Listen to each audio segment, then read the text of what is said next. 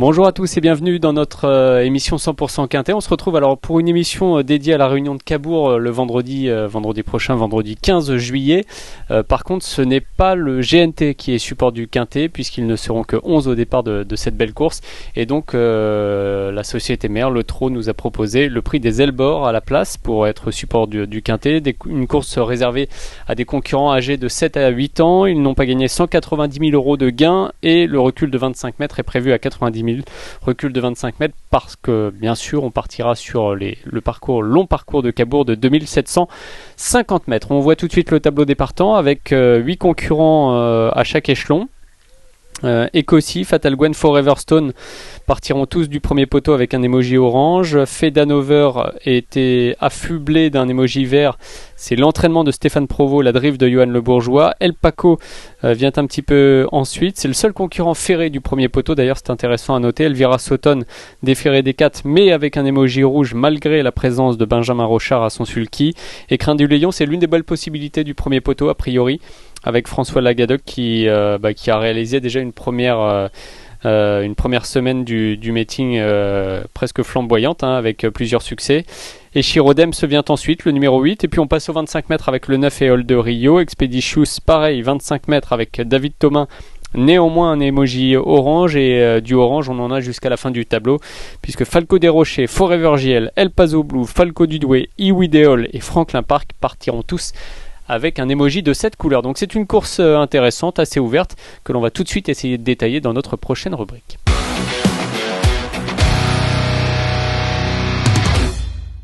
Et on en parle justement de cette course et on va essayer de vous détacher quelques concurrents. Alors j'ai commencé avec Falco du Douai, le numéro 14, qui est un cheval assez bien connu dans ce genre de catégorie, qui fait son bonhomme de chemin. Il découvre un engagement assez intéressant aux 25 mètres, il est déféré des 4 pieds et je trouve que l'occasion est plutôt belle pour lui. Depuis le début de sa carrière, on voit une stat pour lui, 46 courses, 7 victoires et 20 places, c'est 59% de réussite.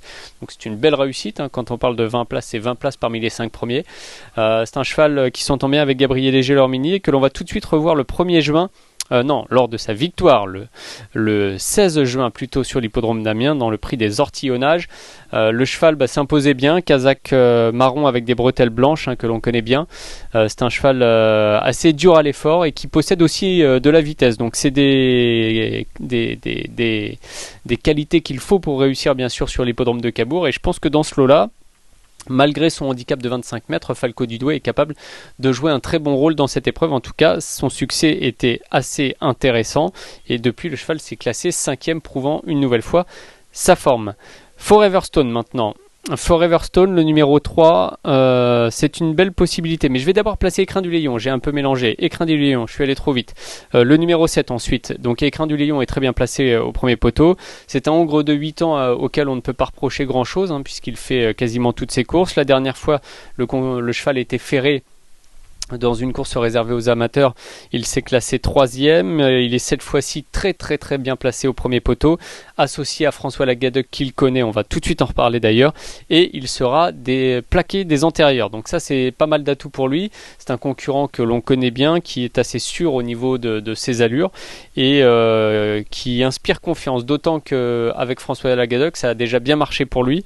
Le 30 mai plutôt, le cheval s'était imposé à Mort de Bretagne, on le revoit tout de suite en image, se montrant courageux tout au long de la ligne droite. Alors c'est un parcours assez exigeant du côté de Mort de Bretagne et le cheval avait été assez fort ce jour-là pour résister aux attaques.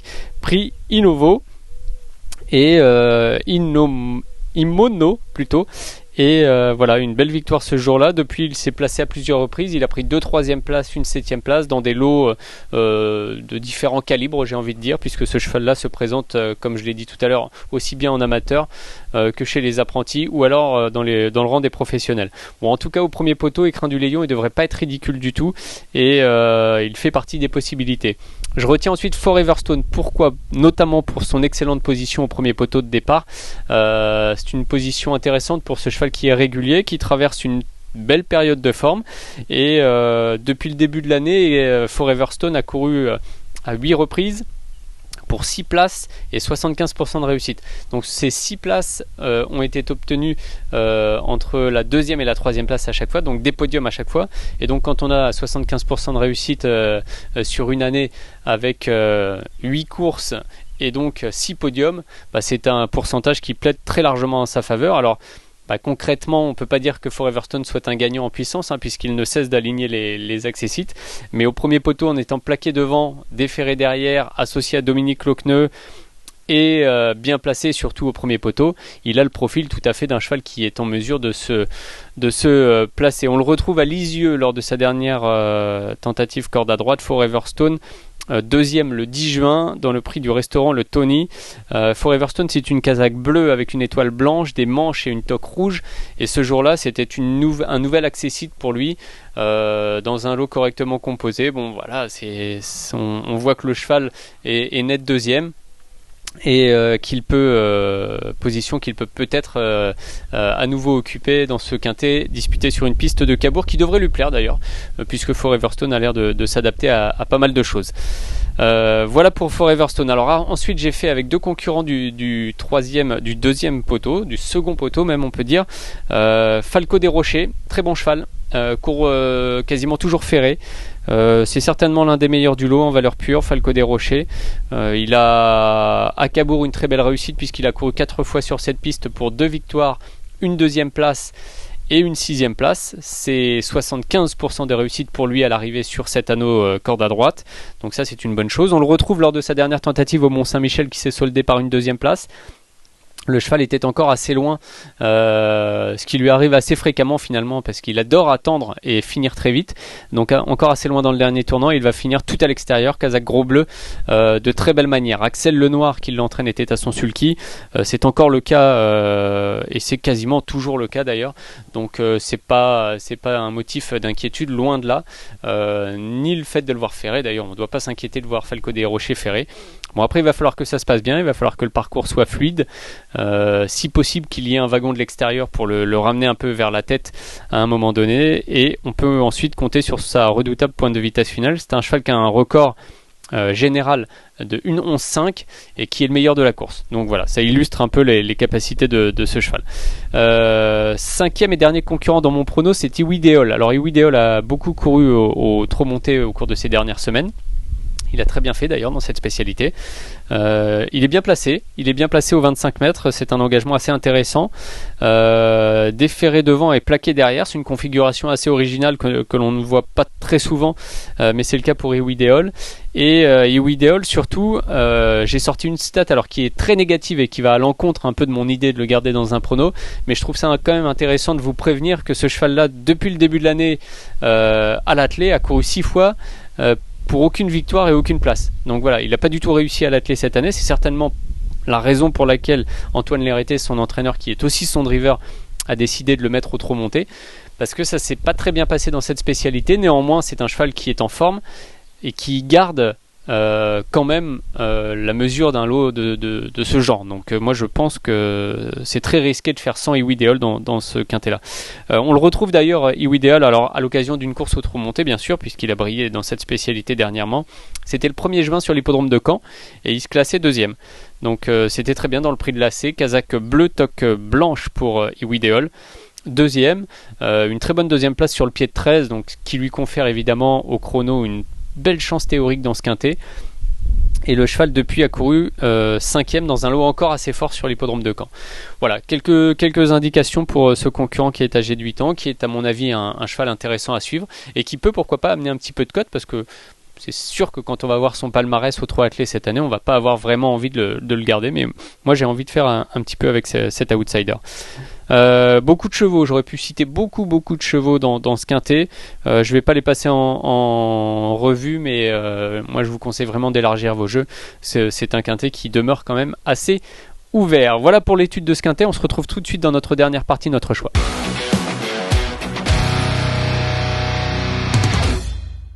Alors, on fait le bilan de cette émission. Je vous conseille alors de retenir dans l'ordre Falco du Douai, le numéro 14 avec Gabriel Gelormini. Ensuite, Écrin du Léon avec François Lagadec, le 7. Foreverstone avec Dominique Lochneux en tête, toujours le 3. Falco des Rochers avec Axel Lenoir, le numéro 11. Et je termine avec Iwi Déol avec Antoine Lérité, son entraîneur, le numéro 15. Donc ce qui nous donne en chiffres 14, 7, 3, 11 et 15 pour ce quintet qui, je le rappelle, est quand même très très ouvert. Alors le point d'intérêt de cette nocturne, de cette réunion en nocturne vendredi, c'est évidemment malgré tout l'étape du Grand National du Trot qui va se disputer à 19h33, c'est la deuxième course. Ils ne sont que 11, mais on a évidemment travaillé, et la rédaction de Paris Turf a beaucoup travaillé sur cette étape pour en savoir plus. Et d'ailleurs vous pouvez retrouver un sujet assez conséquent sur le dernier entraînement d'Elvis Duvallon et puis sur les attentes de son entourage dans le journal de ce jeudi. Dans cette épreuve, il y a beaucoup de possibilités aussi, ils ne sont que 11 mais la course est très ouverte. Moi j'aime beaucoup le profil de Farah Deco, le numéro 2, alors notamment grâce à ce numéro derrière l'Autostar qui est très favorable, et puis parce qu'elle réalise une saison assez fantastique, hein. Elle qui vient des épreuves à réclamer, elle n'a cessé de progresser, de monter les échelons et de confirmer surtout à ce niveau qui est quand même un niveau très très élevé. Donc Farah Deco, voilà le choix de mon choix pour mon conseil de jeu de la Réunion. Alors c'est pas un penalty bien sûr, mais c'est une très belle possibilité et je pense qu'il faut parler de Farah Deco pour mettre en valeur quand même cette étape du GNT qui mérite de faire son retour sur l'hippodrome de Cabourg. Ça fait très très longtemps que ce n'est pas arrivé et c'est une assez bonne nouvelle de voir une étape du Grand National du Trot au mois de juillet. Il faudra juste régler le nombre de partants bien entendu. Voilà pour cette émission 100% Quintet. Je vous rappelle que le départ du Quintet de vendredi est prévu à 20h15 dans le prix des Zelborg et ce sera finalement la troisième course. Bon jeu à tous, salut.